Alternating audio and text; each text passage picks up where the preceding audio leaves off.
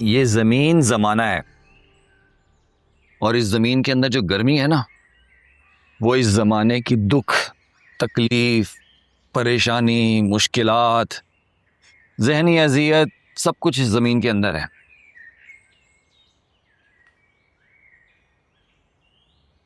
और ये बीज हो तुम।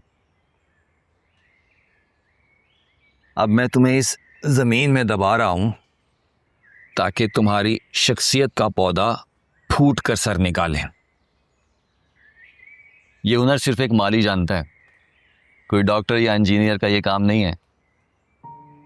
और शख्सियत का पौधा लगाने का हुनर मुझे मेरे रब ने सिखाया है।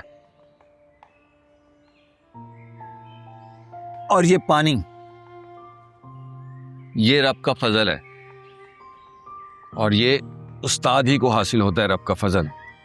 मैं मुसलसल पानी देता रहूंगा।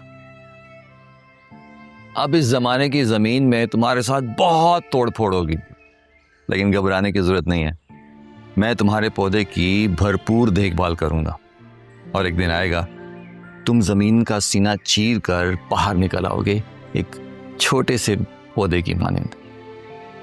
मुसलसल हिफाजत और पानी मिलता रहा तो तुम आहिस्ता आहिस्ता बढ़ते रहोगे, तुम्हारा तना मजबूत होता रहेगा, और एक दिन तुम मजबूत दरख्त बन जाओगे, तब फल लगेगा तुम्हें।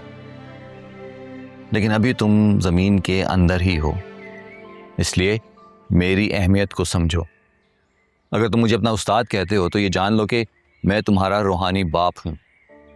मैं तुम्हें इस दुनिया में पैसा कमाने का इल्म तो नहीं सिखा सकता, लेकिन बहिश्त और उसकी नेमतें कमाने का तरीका ज़रूर सिखाऊंगा।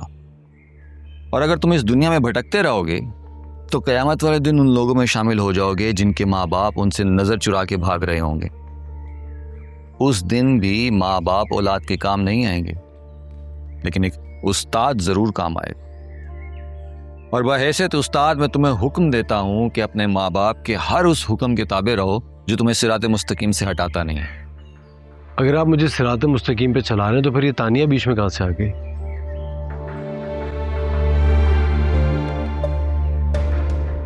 इस सवाल का जवाब अगले लेक्चर में। अभी फिलहाल जमाने की जमीन में तोड़ फोड़ का अमल शुरू हो चुका है। क्या हो रहा है?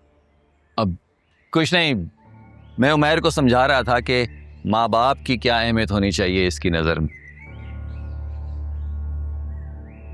क्या?